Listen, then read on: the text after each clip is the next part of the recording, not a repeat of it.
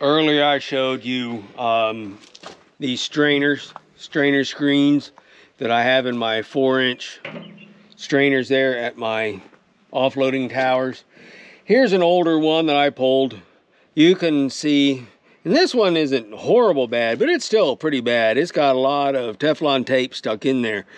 This is one I soaked in gasoline for a few hours, trying to get the gasoline, you know, to soften it up and eat it up. And you can look in there, that is just solid.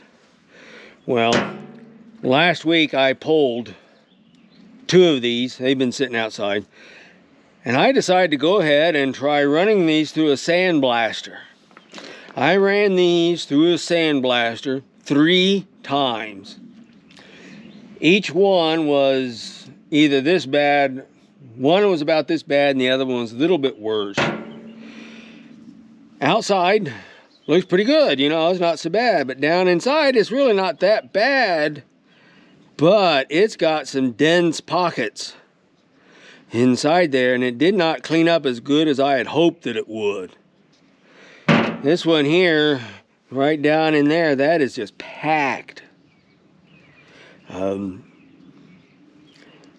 Maybe if I had a better different sandblaster, maybe if I had something else, maybe if I was better at using a sandblaster.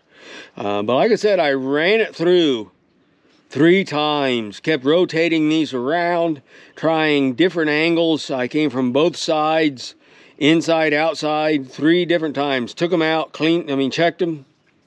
But you know, comparing that to a new one,